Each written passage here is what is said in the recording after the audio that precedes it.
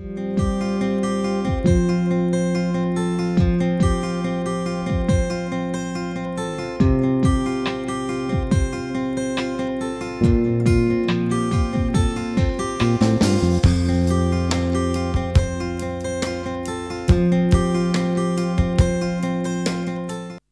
V. Muralidhar is serving as head, Department of Mathematics, Mohammed Satak College of Arts and Science, Chennai. He has 23 years of teaching experience. He has attended 3 international and 5 national conferences. He was a resource person at the Mohammed Satak Teachers Training College in Chennai in 2012, where he spoke on History of Mathematical Genius Ramanujan. He was elected Academic Counselor, University of Madras during 2003-06. He has attended the Orientation and Refresher courses at the Academic Staff College, University of Madras. He specializes in stochastic modeling and has rich experience in discrete mathematics, operations research, statistical methods, and numerical analysis. Welcome to UGC lecture series. This is session part 4. So in this session we have seen to start with the method of least square method. In the preceding sessions we have seen freehand method and then semi-average method and simple problems based on that one. In this session we start with the method of least squares. So this is another important time series analysis.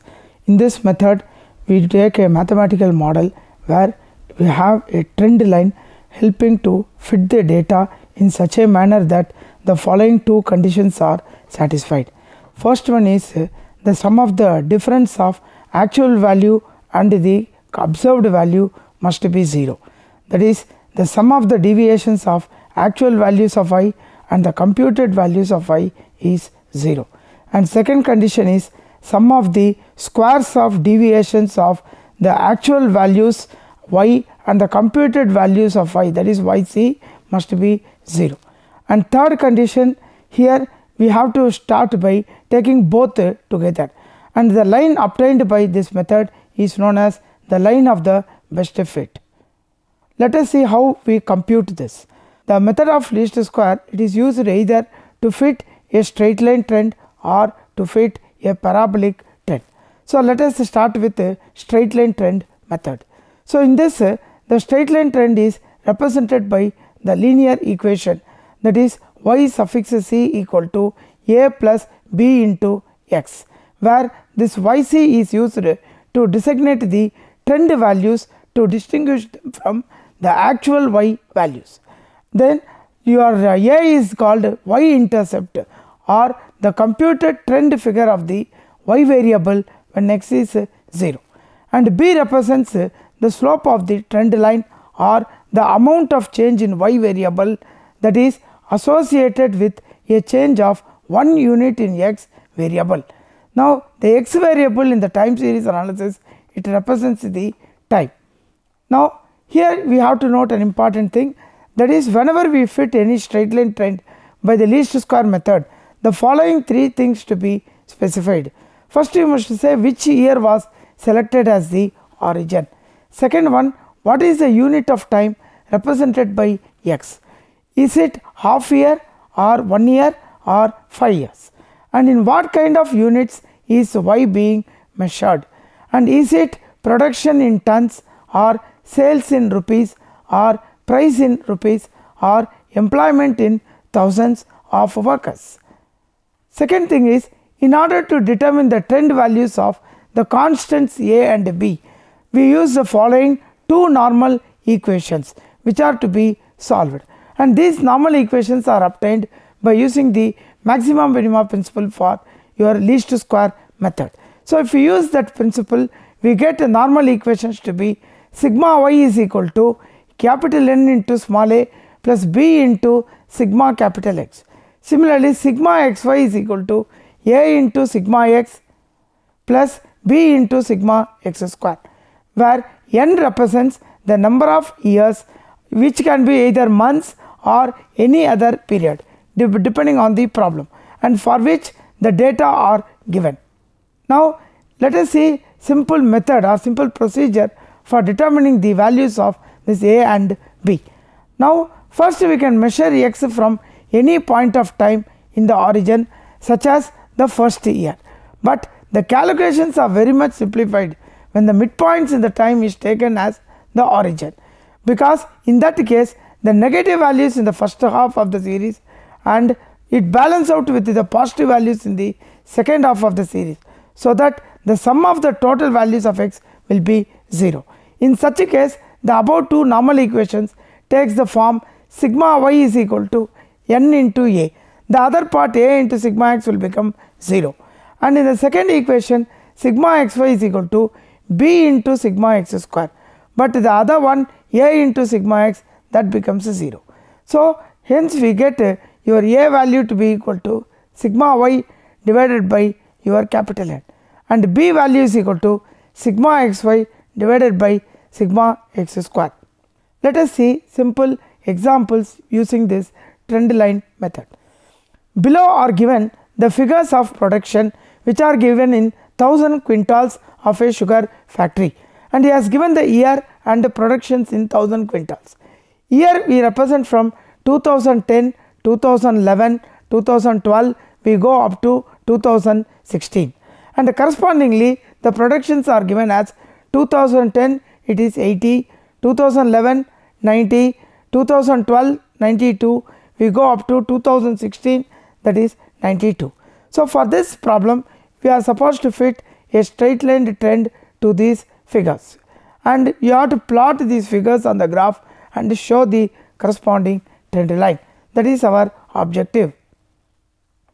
Now let us go to calculations, how you find the solution for this problem. So here we got a table where the first column we take the year from 2010 to 2016. So the total number of years is 7.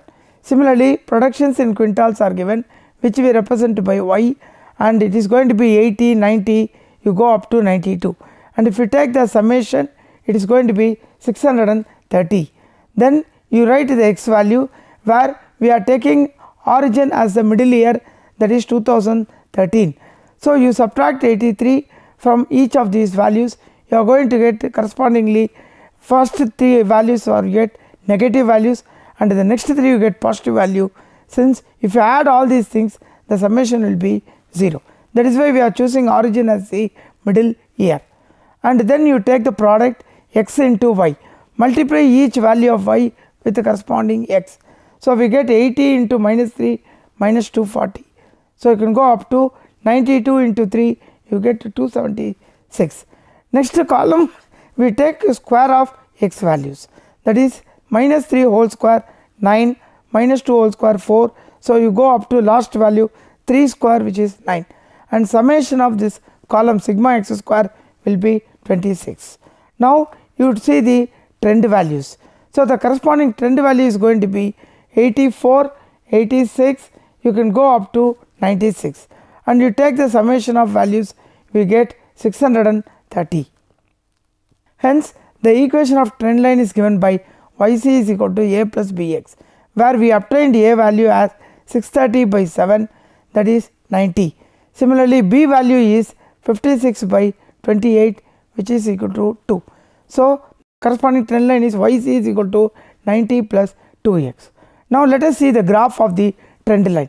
So in the graph you take a vertical axis, you take a production, that is y, horizontal axis you can take year, that is 2010 to 2016, and correspondingly for each year the corresponding production value you have to mark it. So for 2010 you mark as 80, then you got 90, then you got all subsequent values for each year you have to plot, and you join them by line segment, and if you draw a line in the middle of the series, that is going to give you the corresponding graph of the trend line. Now let us move to the next example. So here we have to fit a straight line trend for the following series, and apart from that you are also required to estimate the value of trend for the year 2012. So in the data he has given the year and production of steel, and year he has given from 1995, 1996 up to 2001. Similarly correspondingly production 60, 72, you go up to 95. Now like before, here also we got correspondingly the different columns. First one you got year from 95 to 2001, as usual number of years is 7, and the production of steel he has given in terms of tons, which we represent by Y. So that is 60, 72, etc. Finally the summation value is 532. Deviations value, you take the middle year as 2002. So if you take deviations from 2002, you have half negative values, other half positive values, and the total summation will be 0. Then you take a product x into y. So you multiply each value of x, y with the corresponding x. So you get minus 180, minus 144, you go up to 285. So the summation is going to be 136. Then you square each value of x. So that is going to be 9, and minus 2 square 4. So the last one you got 3 square 9. Hence the summation of x square will be 28. So sigma x square is 28. Now you see how to determine the corresponding constants a and b of the trend line. So to determine this constant, since we got sigma x and sigma y, sigma x to be 0, we have a is equal to sigma y by n, which is going to be 532 by 7, that is 6, and correspondingly the b value will be sigma xy by sigma x square. So 136 by 28. So we have 4.857. So the required trend line is given by y is equal to 76 plus 4.857 into x. So for 2012 you have to substitute the year, we get a corresponding x value to be 8. So if you substitute x is equal to 8 in this above equation, we get y is equal to 76 plus 4.857 into 8. So if you simplify, you get 114.86. So this is going to be the required trend value for the year 2012. Now let us see some of the simple exercise problems for the trend line. So for the first one, you have to fit the trend line for the data where you are given year and corresponding earnings in rupees lakhs. So year on the 2001 to 2008, correspondingly he has given the earnings to be 38 lakhs, 40 lakhs, 65 lakhs, you have up to 95 lakhs, and you find out like before, your solution must be y. First one is going to have y is equal to 65.75 plus 3.67 into x. Then you take the second problem, you fit a straight line for the data and hence determine the trend for the year 2014. So here also you are given the year from 2000 to 2009, and correspondingly the sales 77, 88, you got up to 90, and the answer for second one is y is equal to 88.803 plus 1.38 into x.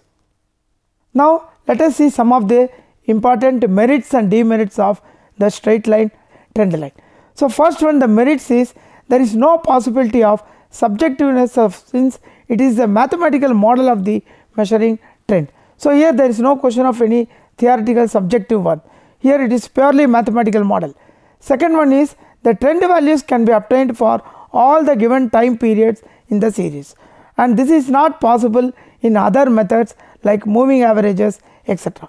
So for any year you can easily determine the corresponding trend value, that is one of the important merit. And third one, the line obtained by this method is also called the line of the best fit. And what are the disadvantages or demerits of your trend line?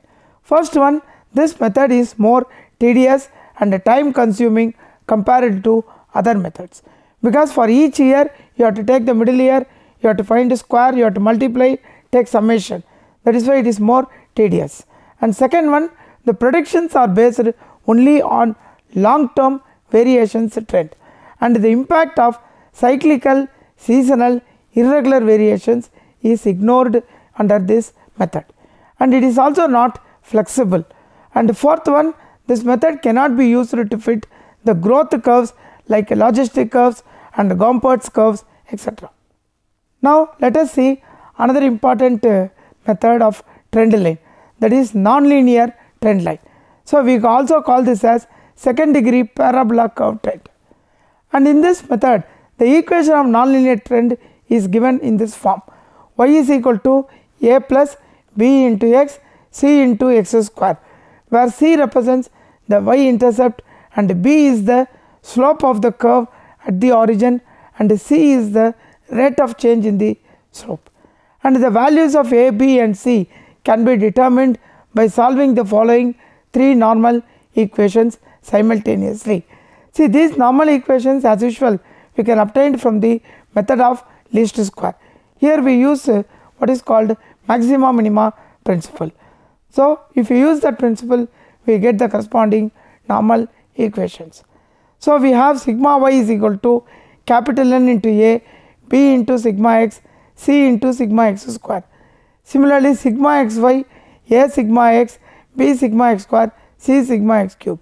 If you take sigma x square y, you get a sigma x square, b sigma x cube, c sigma x power 4. So from the given data, you have to compute all these values and substitute. We get the required trend line. Now here another important note: a second degree trend equation is considered to be an appropriate model for secular trend component of a time series when the data appear not to fall in a straight line. So whenever it is not a straight line, then we can use second degree trend line. And a test of appropriateness of a second degree equation in modeling a given time series is based on the method of second differences between the data. When the differences are taken of the first differences and the result is constant between successive observation of the given time series, that is called second differences. Example, you consider the following data. He has given the second differences. So x values are 1 to 8, corresponding trend line is given 9.5, 16 etc. up to 118. First differences, you take 16 minus 9.5, you get 6.5, 25.5 minus 16.0, you get 9.5. So you take up to 118 minus 93.5, you get 24.5. We call this as first differences, but the significance lies in the second difference. If you take second difference, it is constant. 9.5 minus 6.5, 3, 12.5 minus 9.5, 3, 15.5 minus 12.5, 3. So 24.5 minus 21.5, you get 3. So if you see second differences to be constant, then your second degree parabolic trend line is the best fitted line to the given data. Now let us see an important problem based on this method. So here the prices of a commodity is given below during the period 2011 to 2016. Fit a parabola y is equal to a plus bx cx square to these data. So here you have to estimate the price of the commodity for the year 2017. So he has given the data as year and prices.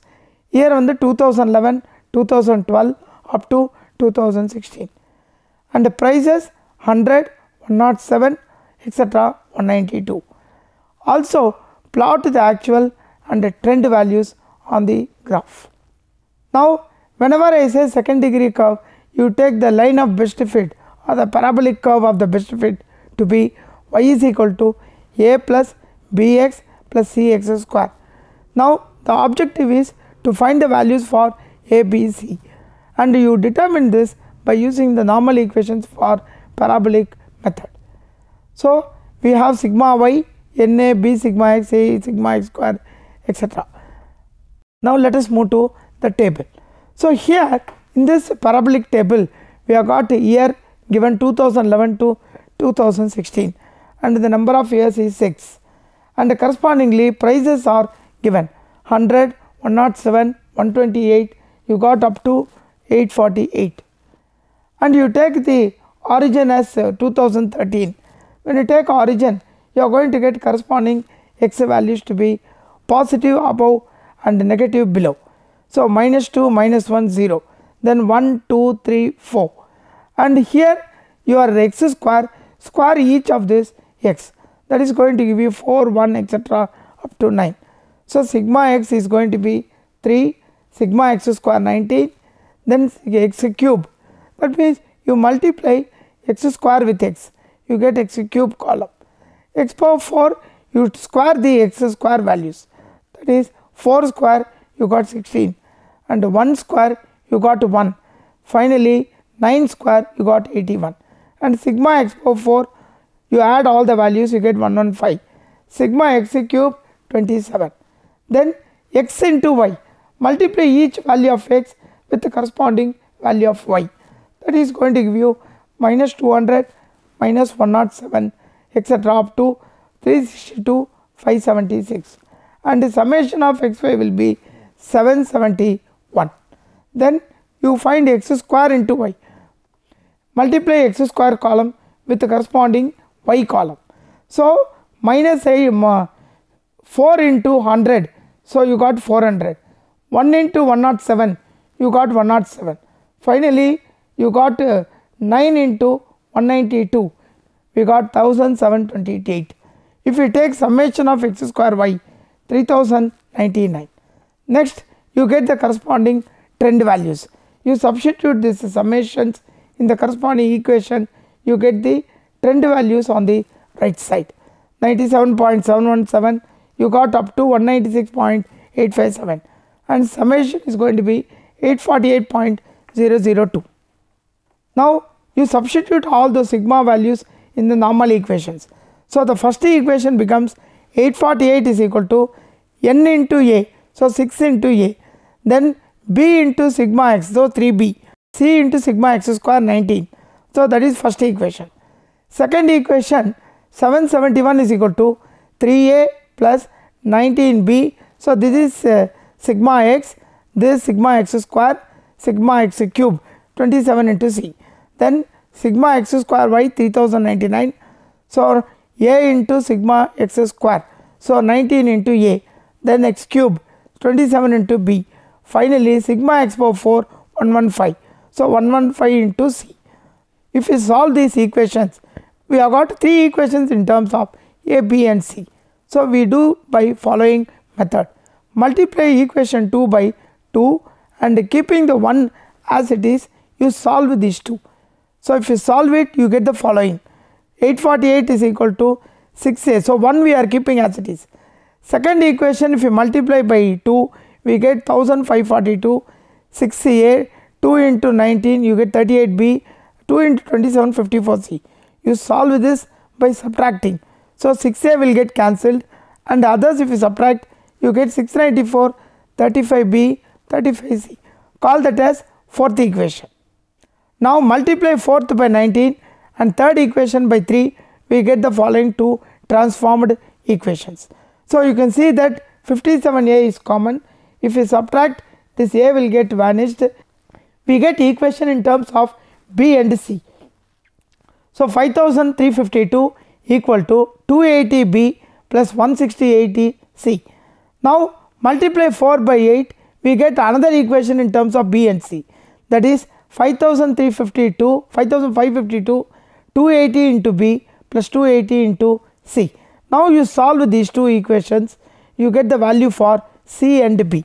So c will be 1.786 and b will be 18.042, and substituting the equation in the trend line, we get your corresponding a value, that is 126.657. Hence the curve of the best fit is given by your 126.657 plus b 18.042x plus c 1.786 into x square. So we call this as best parabolic fitting curve. And to find the trend value for each year, we substitute these values for x is equal to -2, -1, 0, 1, 2, 3. When you take origin as 2016, you get these values. You substitute in the trend line, that is x is equal to -2 here, x is equal to -3 here, you get the following trend values. So for the first one -2, your trend value will be 97.717. For -1, it is going to be y is equal to 110.401.